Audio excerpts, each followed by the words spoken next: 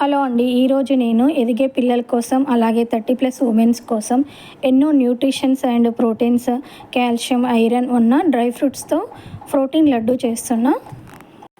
ఈ లడ్డు మెచ్యూర్ అయిన పిల్లలకి బ్యాక్ పెయిన్, స్టమక్ పెయిన్ రాకుండా అలాగే బ్లడ్ శాతం తక్కువగా ఉన్న వాళ్ళకి రోజు ఒకటి ఇచ్చినట్లయితే బ్లడ్ పర్సెంటేజ్ పెరుగుతుంది.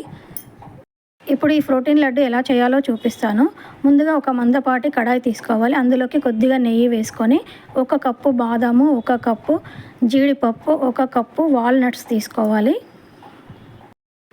ఇందులో ప్రోటీన్స్, న్యూట్రిషన్స్, కాల్షియం, ఐరన్ ఎక్కువగా ఉండడం వల్ల చదువుకునే పిల్లలకి ఒక మెమొరీ బూస్టర్గా పనిచేస్తుంది. అలాగే ఇంకా యాక్టివ్గా, చురుకుగా ఉండడానికి హెల్ప్ చేస్తుంది. 30+ ఉమెన్స్కి అలాగే బాలింతలకు కాల్షియం లోపం వల్ల బోన్స్ అనేవి అరుగుతూ ఉంటాయి. అందువల్ల ఈరోజు ఒక లడ్డు తీసుకున్నట్లయితే మనకి కాల్షియం అనేది ఇందులో పుష్కలంగా ఉంటుంది. ఇప్పుడు ఇందులోకి 1 కప్పు కిస్మిస్ అలాగే 1 కప్పు సీడ్లెస్ డేట్స్ తీసుకున్నాను.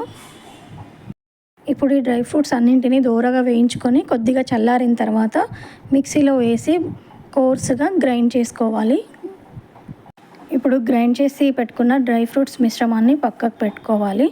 అలాగే మళ్ళీ కడాయి స్టవ్ మీద పెట్టుకొని వేడెక్కిన తర్వాత కొద్దిగా నెయ్యి వేసుకోవాలి.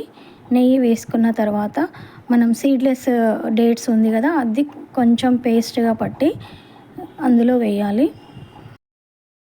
ఇప్పుడు డేట్స్ పేస్ట్ను డ్రై ఫ్రూట్స్ పౌడర్ని మొత్తం గరిటెతో కలుపుకోవాలి. గరిటెతో కలపకపోతే చేత్తో కలుపుకోవాలి.